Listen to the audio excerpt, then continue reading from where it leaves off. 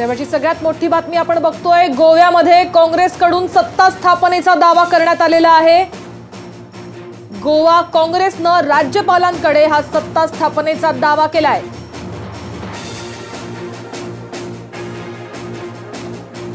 तेव्हाची सगळ्यात मोठी बातमी आपण बघतो आहोत। गोवा काँग्रेसनं राज्यपालांकडे सत्ता स्थापनेचा दावा केलेला आहे।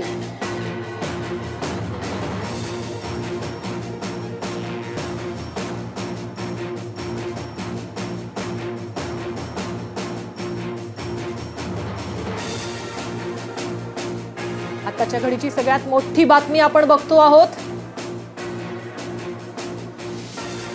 गोव्यात काँग्रेसनं सत्ता स्थापनेचा दावा केलाय।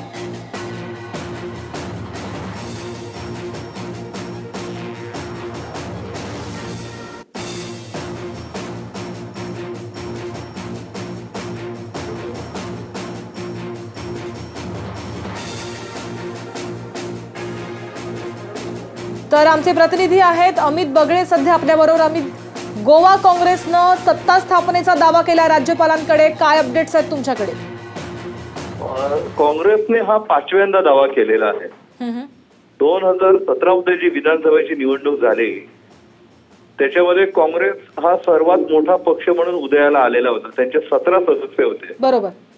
त्यांच्यानंतर एका सदस्याने राजीनामा दिला, त्याच्यामुळे ते 16 झाले आणि त्यांच्यात नेत्याबाबत मतैक्य झालं नाही। मुख्यमंत्री कोण असावं असं मतैक्य न झाल्यामुळे 13 सदस्य भाजपने इतरांना बरोबर घेऊन, म्हणजे मगोचे 3, गोवा फॉरवर्डचे 3 अपक्ष यांची मूठ बांधली आणि सरकार स्थापन केलं। पण तेव्हापासून काँग्रेस सातत्यानं आपला संधी देण्यात यावी असा दावा करत आहे। बरोबर। आता त्याच्यात असं झालेलं आहे की मुख्यमंत्री मनोहर पर्रीकर गेले वर्षभर आजारी आहेत। बरोबर। त्यांची प्रकृती खालावल्याची चर्चा सुरू झालेली आहे। अर्थात अधिकृतपणे त्यांची प्रकृती स्थिर असल्याचं सांगण्यात येतंय, पण नेमके पॅरामीटर्स काय आहेत असं वगैरे हेल्थ बुलेटिन वगैरे काही काढलेलं नाहीये। बरोबर। तर समजा काही बाबा घडलं तर राष्ट्रपती राजवट लागू होते अशी काँग्रेसला भीती आहे। ती टाळण्यासाठी म्हणून त्यांनी हे पत्र आता दिलेलं आहे। बरोबर। अमित, पण आता निवडणुका अगदी तोंडासमोर आलेल्या आहेत, अगदी काही दिवसांचा कालावधी राहिलेला आहे। अशा वेळेमध्ये काँग्रेसकडनं अशी मागणी होणं किंवा सत्ता स्थापनेचा दावा करणं याच्याकडे राजकीयदृष्ट्या कसं पाहता येईल? काँग्रेसचा हा दावा तसा नवीन नाही आणि गोव्यामध्ये विधानसभेच्या 3 जागा रिकाम्या झालेल्या आहेत।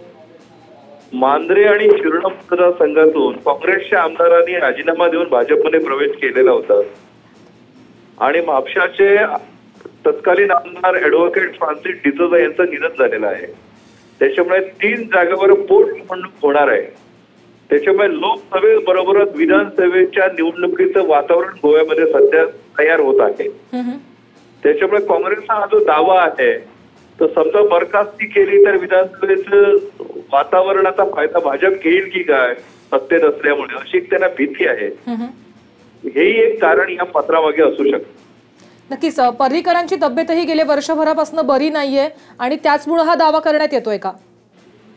पर्रीकरांची प्रकृती आज खालावल्याचं समोर आल्यामुळे त्यांनी आज कदाचित दावा केला असावा, अन्यथा त्यांचा दावा आणि पर्रीकरांची प्रकृती याचा तसा संबंध गेले वर्षभर नव्हता।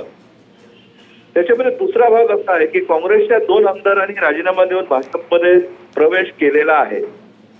सरकार स्थिर ठेवण्यासाठी भाजपकडून आणखी फोडाफोडी होण्याची शक्यता नाकारता येत नाही। आपले आमदार फुटू नयेत, आम्ही सरकार स्थापन करू शकतो हा आपल्या आमदारांना विश्वास देण्यासाठीही काँग्रेसकडून ही खेळली गेल्याची शक्यता नाकारता येत नाही। नक्कीच अमितजी, धन्यवाद, तुम्ही आमच्याशी बातचीत केलीत। आपण बघतोय राज्यपालांकडे सत्ता स्थापनेचा दावा काँग्रेसनं केलेला आहे। पर्रीकरांची तब्येत आज जास्त ढासळली आहे, त्या अनुषंगानेच काँग्रेसनं असा दावा केलाय की काय, अशी एक शक्यता वर्तवण्यात येते आहे।